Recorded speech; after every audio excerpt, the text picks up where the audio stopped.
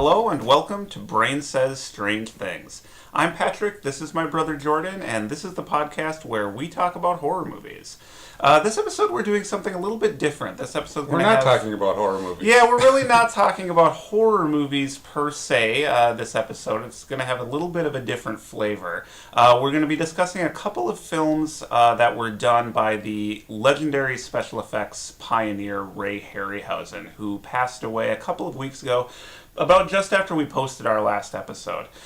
It was always one of our ideas to do a Ray Harryhausen episode, so we decided to bump it up in the rotation, kind of in honor of his life and his passing, and examine a couple of his films. Mm-hmm. So if you want us to talk about your movies, die. Then you immediately get bumped up. You will definitely get bumped up in the rotation, yeah. So I think it's important to say I certainly don't consider myself a Ray Harryhausen expert. I haven't seen a lot of his films like a lot of people have. You would probably be more or less in the same boat, right? Yep. Yeah, so this is not going to be any kind of a comprehensive life of Ray Harryhausen overview or anything like that. Not like our Lucio Fulci one. Right. It's definitely not. Right. I think we both probably just know the famous ones that everybody knows. Yeah, but we did want to, review a couple of his films in this episode and kind of pay tribute to him in our own humble way. So the films we chose were The Beast from 20,000 Fathoms, which is one of the first films that Ray Harryhausen worked on, and also Jason and the Argonauts, probably his most famous movie. Mm-hmm. So I think we'll kick things off with our discussion of The Beast from 20,000 Fathoms. This is a black and white film that came out in 1953, and the story will sound pretty familiar if you're interested in the giant monster genre that was prevalent during the 1950s. Atomic testing in the Arctic awakens a essentially prehistoric dinosaur that had been frozen in the ice. A lizard. Yes, a giant lizard, beautifully animated through Harryhausen's stop-motion techniques. Yes, there's a lizard in a blizzard, and he eventually comes ashore and attacks New York, and it's mayhem and lots of scientists fretting about how to destroy the beast. So, fairly typical story, but it was an early entry in that genre that really kind of kicked it off. So, what do you think of The Beast of 20,000 Fathoms? I don't know what else to say after that description of it. It's just a typical sci-fi movie of that era. Yeah. I mean, it definitely was one of the early entries, though. It definitely helped establish a lot of what would become the cliches of the genre. But, yeah, it's very straightforward. The only reason why I think it kind of probably made its mark is the special effects at all, period. That could be the only thing. Yeah. Up until that point, it was more like the people standing in front of a screen. They still do that in this one. Like the Bird Eye Gordon movies, the Amazing Colossal Man. Yes. Everything is just giant, and then you show somebody standing in front of something that's giant. Right. This tried to marry a little more of the two worlds together and had the giant things interact with the real life things. So they kind of, not as much as I had remembered them doing that before, but they do that a little bit, and it's definitely a step forward with special effects. Right. Well, yeah, for sure. And that was something that Ray Harryhausen would continue to innovate and improve on, is the insertion of the stop motion creatures into a real life environment. Try to blend it better. The humans, yeah. So you can see that a little bit here, but it is very much an early work. So I think the creature and everything looks terrific. But he would definitely refine those techniques so that 10 years later, when he's doing Jason and the Argonauts, it's just really absolutely masterful. And that's the other thing, is that the creature is a creature, when up to that point it had just been a giant ant. Yep. Or a giant mantis. Yep. Or a giant whatever. Yep. This is a original creation. So it's a dinosaur, but it's a made-up dinosaur. Kind of looks like an iguana. Yeah, kind of vaguely like an iguana dragon Tyrannosaurus thing. Yeah. It's not too outlandish, but it's got a cool look. Our viewing of it was unfortunately slightly marred by a somewhat damaged DVD from Netflix, so we missed about 10 minutes in there, which I think was kind of a key sequence with the lighthouse, but could have been. I don't know. I think it probably would have had the same review. Yeah. So I don't think you missed anything. Yeah. So a fairly typical story, but impressive early special effects, some nice black and white photography. And just a cool... Another thing that was weird is the main guy in it was like a foreigner. Yeah, that was an interesting choice, especially for Talking about something not related to Harryhausen. Yeah. I kind of found that odd. Yeah, I agree. It kind of stood out in a movie of this era. You usually have that kind of all-American, kind of He-Man hero, and this was a foreign character. So I agree. That was kind of an interesting twist on it. Oh, and also at the end, where it's at a fair or a carnival, whatever, where the monster's trapped. I don't know if he's trapped or he's just hanging out there, but he's munching on a roller coaster. Amongst this giant roller coaster. Well, it's a normal size. He's the giant. It's a normal size roller coaster. He's there just like destroying it. And I know they were definitely limited by their special effects, and like they probably didn't have the best writers on it, but that was a missed opportunity, I think. Don't you think? A monster on the loose at a carnival? He's just standing there. I suppose. I know at the time, like, it was revolutionary for what it had done, but I don't know. I always kind of wish they could have just gone, like, one more step forward. I feel like maybe if there was one special effect where, I don't know, something happens. He interacts with the roller coaster itself. I hear you just saying. like one scene that kind of stands out. This one... not quite so much. And I know it's early and they're just learning how to blend things together, so I'll give them a pass at that. That's just kind of one thing I noticed. You're just kind of like waiting for the scene to end. Well, if you can watch a minute of it and be like, I got it, there's no reason to be a movie, essentially, I guess. Harryhausen could have just made a short little film showcasing his work, and it would have been equally as impressive. I don't know. This film is pretty forgettable in that. Yeah, fair enough. I agree with everything you're saying. I really like that sequence at the end with the roller coaster, but you're right. It's not bad. It's basically just, the dinosaur chowing down on a roller coaster. He bites the roller coaster in the same spot like 3 times. Standing there. Yeah, I don't know. I guess maybe I'm able to see these in the context of the time that they were made a little bit more. No, I do too, but I don't know. Yeah, but no, you're right. I mean, it's the kind of thing that I feel like could have been like remade. Like if they remade it now, it just would be all CGI. But like remade even in the '60s, and kind of push that scene a little bit further, and it could have been really inventive. But I think just placing it in that environment was pretty creative for the time, and I think it looked cool. Yeah, because if they would have done kind of an equivalent of, remember the King Kong remake in the 70s, or the original King Kong, where it kind of updated special effects. They're still kind of practical. There's no computer generated anything in that movie.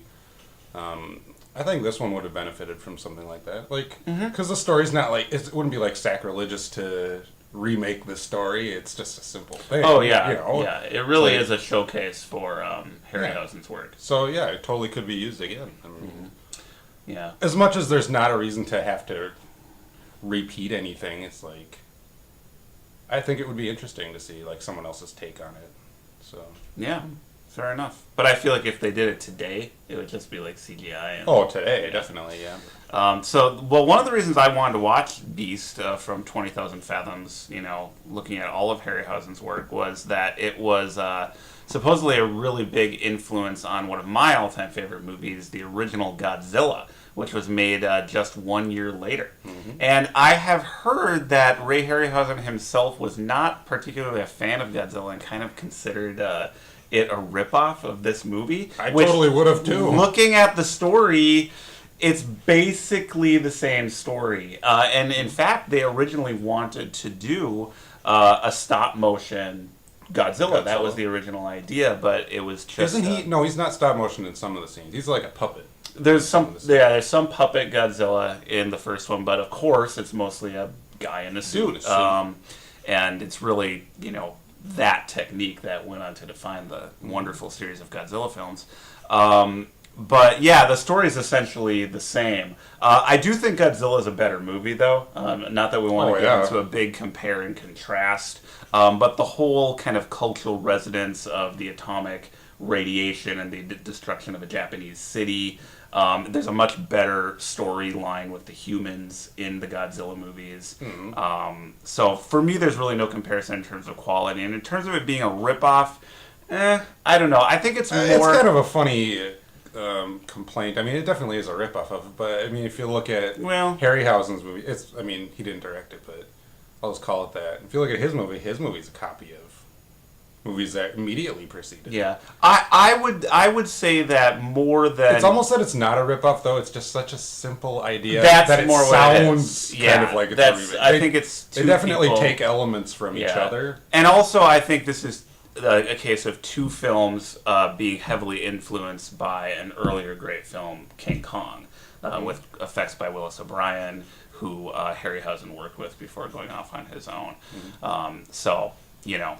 But I find the Godzilla connection interesting, and as a big Godzilla fan, I wanted to see Beast from 20,000 Fathoms, so that's why I chose that. So I really enjoyed watching Beast from 20,000 Fathoms, though. I think I got more of a kick out of it than you did, but I kind of haven't. I can watch those kinds of movies all day, so... I like the B-movie sci-fi ones, and I kind of hope we do another episode. For sure. With maybe like a better choices than these ones. Maybe more horror, sci-fi related, but... Fair enough. I like them too, but this one I did kind of get a little bored by. Missing the 10 minutes, it still felt like it went on for a while. So. Fair enough. I don't know. Well, let's veer even further away from horror and talk about another Ray Harryhausen film, arguably his there are horror elements to it, I would suppose. For our next film, Jason and the Argonauts? Well, yeah, these movies all have monsters and creatures. So I'm very comfortable talking about these movies in the context of a horror movie podcast. I always figured we can cover anything that would have been covered in, Famous Monsters of Filmland. Yeah, I think if it's in in creature features, then you can use it. Good enough. The Essential Reference Guide, Creature Features. So, what did you think of Jason and the Argonauts? Did you like that better than Beast of 20,000 Fathoms? I liked it better. I liked it a lot better. This is a really fun movie, I thought. It's fun. It definitely is. I think it's too long. I feel like I say that about a lot of movies, but this one, I don't have like ADD or anything. This one, there is a lot of ritual in it, and there's not a lot of action. And it wants to be an action movie. There's a lot. It's a big adventure movie. There's a lot of action I think, again, it's kind of like the standards of the time. I think movies do move a lot quicker. I guess, but you can kind of... There are a lot of movies like that where you can kind of create the illusion of action by just moving pace a lot quicker. This one, I feel like, didn't do that at all. It was kind of stuck trying to tell a story that it didn't know that well. Okay. You know what I mean? Like, there's a long time... There's a lot of scenes where they're just going through these rituals where they're meeting a new tribe of people or they're meeting a new character, and it has nothing to do with the plot, really. They're just kind of going from point A to point B to point C. It's very much a series of set pieces. I mean, no doubt about that. Yeah. The set pieces are impressive.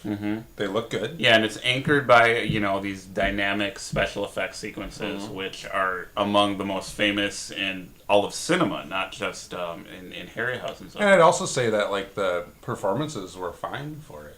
Yeah, I mean, very much in the heroic kind of adventure mode of what they needed to be. I mean, basically what I'm saying is that they don't distract. So it's like, if they don't do anything that draws you out of it, then I guess I'll give them a pass on that as well. It's like they get the job done. It's good enough. Yeah, it gets the job done. But again, it really is kind of a structure to hang these special effects sequences on. And the special effects sequences, I think, hold up incredibly well today. I mean, if you wanted to show somebody a single film to kind of make the case for stop motion animation, it would be this one. 1963, so it was about a decade after The Beast from 20,000 Fathoms. Harryhausen had really perfected his technique. It's in glorious color. And that did look really good, too, with the Technicolor. Looked really great. We saw it on great Blu-ray, which did not have a scratch in it, so we saw the whole thing all the way through. It was just great. So some of the set pieces, the kind of action sequences that Harryhausen really gets to utilize his special effects, we can kind of discuss.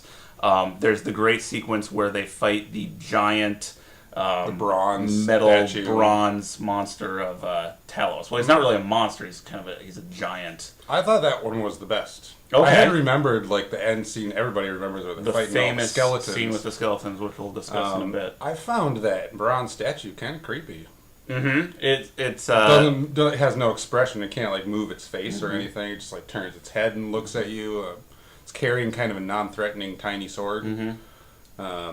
You see it in the distance over the hill for sometimes. And you just hear like big bronze feet like clanging, and it moves really. It does like the Pepe Le Pew thing where he does like the slow approach and you turn around and he's right there. Like there's a part where he's kind of like slowly walking behind them and they're sailing off. And then all of a sudden he comes and walks out right in front of him. I'm like, was he like doing some mad sprinting between the scenes? Right. Or?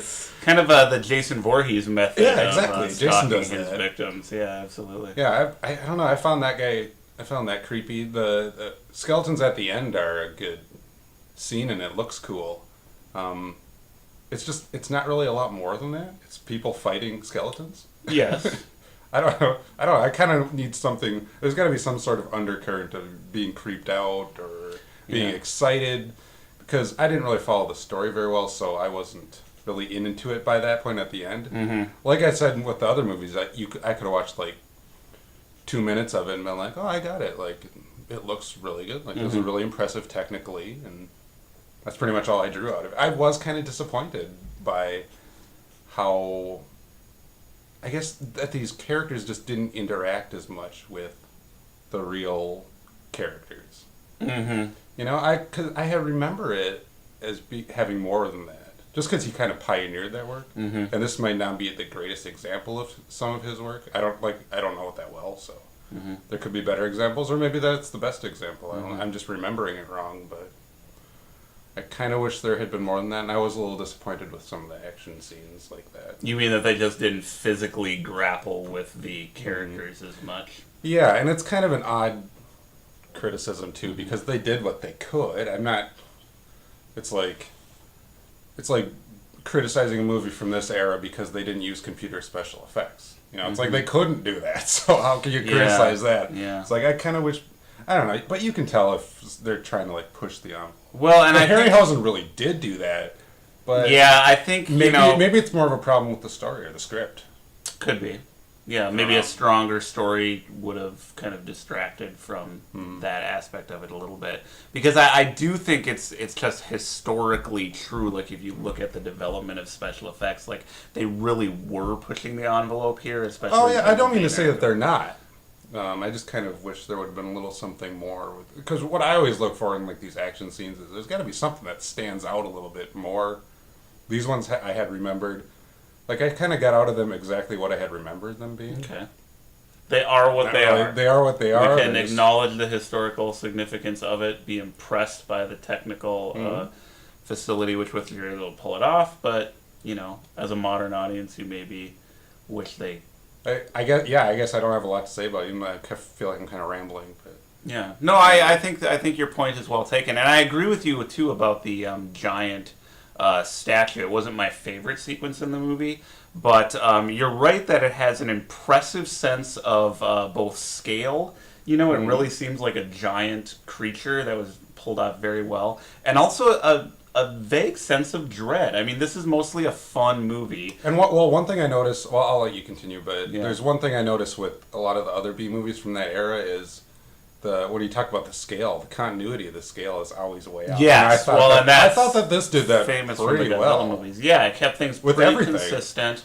And I think part of that is just having like solid models, you know what I mean, rather than just like computer generated. Yeah, like a scale model keeps things to scale, ironically. Yeah. So I like that sequence a lot with the giant bronze statue. It's great. It's crouched down, you know, above the tomb of or this vault of all this treasure that the heroes raid, and Hercules. It kind of slowly turns its head, and that's the first time you see it move, and it's vaguely sinister. It moves with it, and it's not like they show a bronze statue and then they cut to stop motion bronze statue. Right. It's like they use the actual bronze statue. It just gets up and moves. Yeah, it looks terrific. So you kind of don't suspect it. I mean, I remember the scene from being a kid, but if you saw it for the first time, you might not suspect that, and it's kind of a creepy image. It's very well done. It's very impressive. Yeah, I guess I would choose as my favorite sequence the typical favorite, which is the fight with the skeletons at the very end. So this is one where I do feel like the interaction between the humans and the stop motion animated characters was, I think, really impressive and really holds up incredibly well. It was today. the way that they, because they stayed to scale and they're like hitting where it would have been. I don't know. You can kind of tell how they did it. They put the skeletons in afterwards. Yeah. They just filmed themselves. But it's pretty amazing, like, the first time around, if you film it and you tell an actor to pretend he's fighting a skeleton, it's probably not going to match up. They're probably going to be, like, swinging where they would actually make contact.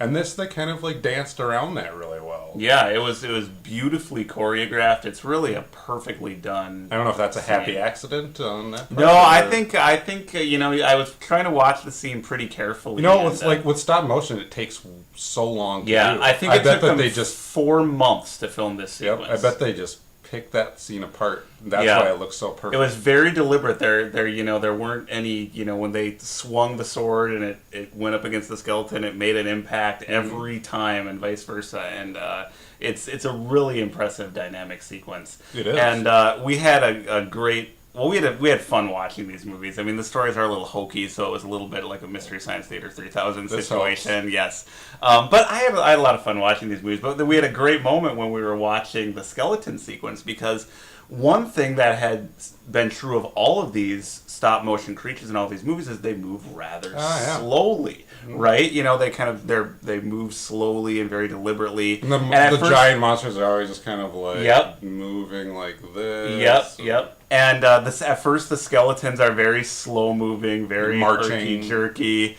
And then we even made a joke that, the skeletons are not moving very fast, and we can probably get away from them pretty easily.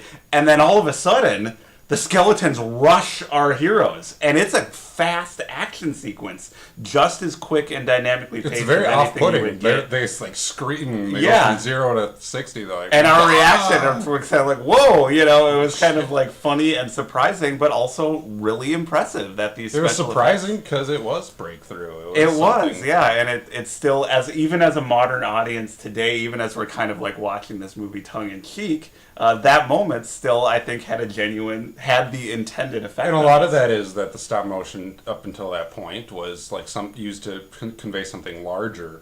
So by the scale of it, it had to look like it was moving slow, so it fit in that world. They didn't do a lot of stop motion where it was something human-sized, so it had to move at the same speed that the humans do. So that's why maybe it kind of stood out a little more than anything else, because I'm sure there was stop motion where they had characters, like human-like characters in it, but this is probably the one that most people would remember, justly so. Yeah, I think when those skeletons rushed the humans and the fight began, it was Harryhausen's like, we're cranking it up a notch here, right? Where the bar has been raised, and it looked absolutely terrific. So. I had a blast watching it. I could watch movies like this every weekend. I really, really enjoyed watching them. So, and a lot of Harryhausen is now available on Blu-ray. There's some nice box sets out there. So, his work is fortunately being preserved, and I think his legacy will live on. Although the future of practical special effects in general, and certainly stop motion effects specifically, is kind of in the air right now. It's gone, essentially. You think so? So you think... It is, but, the technique lives on, and that's still how they do computer animation. They still create models that they scan into the computer. Eventually, you get to a point where you need something physical to start off with. So they still use that. The good movies... Like the puppet, essentially, is scanned into the computer, then they animate it within the computer. So it's still kind of the same technique. It's more like puppeteers and animators combined together is what today is. Yeah. So it lives on, but you don't see realistic things, realistic puppets like moving in Right. movies, and that's kind of a lost art for him. It is, yeah, and it's kind of a shame to some extent that these techniques were developed, and I think still look so wonderful on these old films, but you really can't get that over with a modern audience. Mm-hmm. But you make a good point in that the good practitioners of digital effects kind of use the same techniques that Harryhausen developed. I guarantee you I could go to like Pixar Studios, find like their top animator, and one of his favorite movies is going to be Jason and the Argonauts. I think I you could are almost guarantee exactly right. And in the wake of Harryhausen's passing, people like George Lucas. George Lucas came out and said there would not be Star Wars without Ray Harryhausen. And even Steven Spielberg, who is a huge pioneer in computer-generated imagery. Oh, no, don't mention Jurassic Park. Jordan's afraid of Jurassic Park. No, we'll have to do a Jurassic Park episode. But. A Confront Your Fears episode. Yes. But really, I mean, Jurassic Park was one of the kind of first films that really pioneered these computer-generated It's effects. funny because Jurassic Park is almost like the bridge one, where they use both. They use puppets and they use computer animation. They kind of like tried to blend the two together. Yep. There's a lot where it doesn't work, obviously. Yep.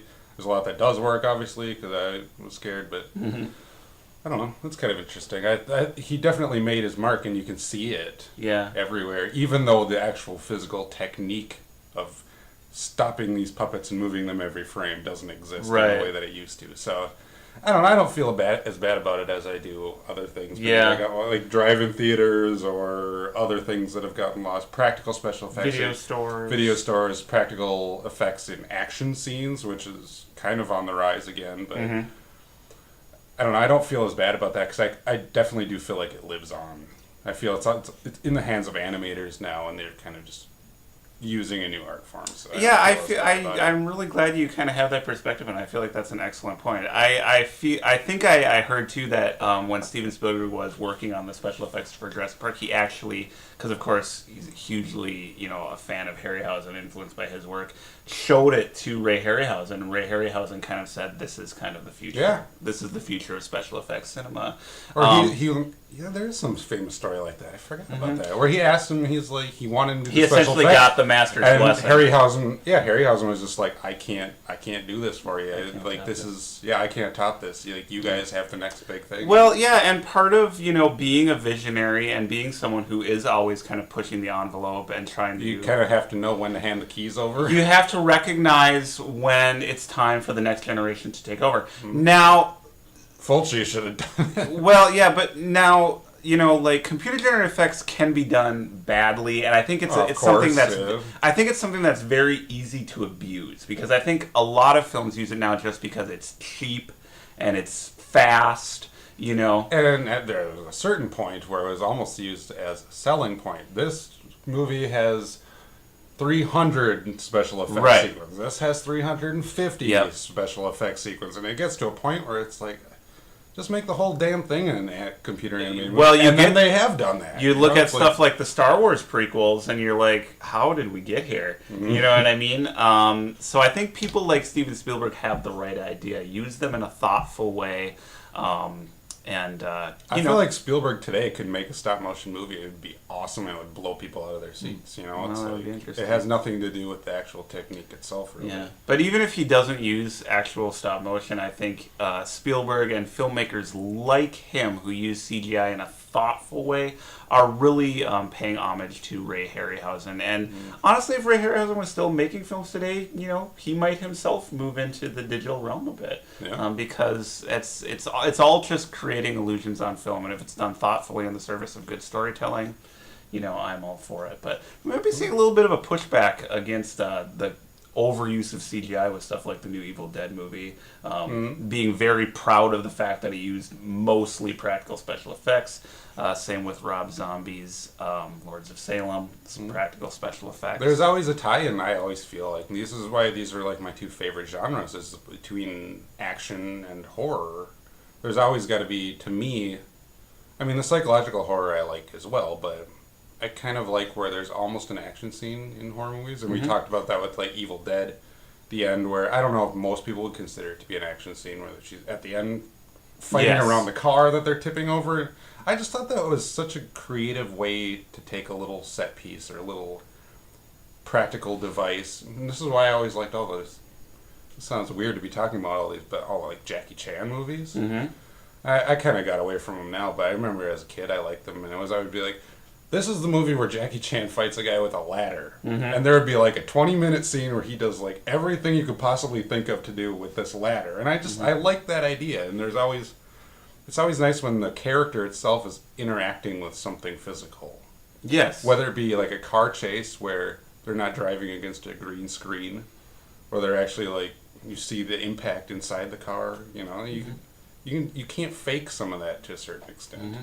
Like, I'm sure there are movies where I can be like, oh, I thought that was a special effect, it was real, or I thought that was real and it was a special effect. But I think for the most part, you can tell it just has the impact, and that's the same with horror movies. I think there's some visceral level where something realistic gets you. Yeah, absolutely. And I think kind of, hitting people in that visceral spot is what Harryhausen's work was all about. And hit him in the visceral spot. Hit him in the viscerals. And, good filmmakers will continue to carry that legacy forward. So hopefully our little review of these two movies is, kind of our way of paying tribute to Harryhausen, the great man, and his work. I want to check out more of his work based on our reviews. Absolutely. Yeah, me too. I've convinced us to continue to watch I'm my favorite critic. Ray Harryhausen movies. So, I think that'll wrap up this special Harryhausen-themed episode of Brain Says Strange Things. We hope you guys enjoyed it, and we'll check out these and other Ray Harryhausen movies. And also check back right here real soon for another episode of Brain Says Strange Things. Thanks as always for watching. Farewell. Bye-bye.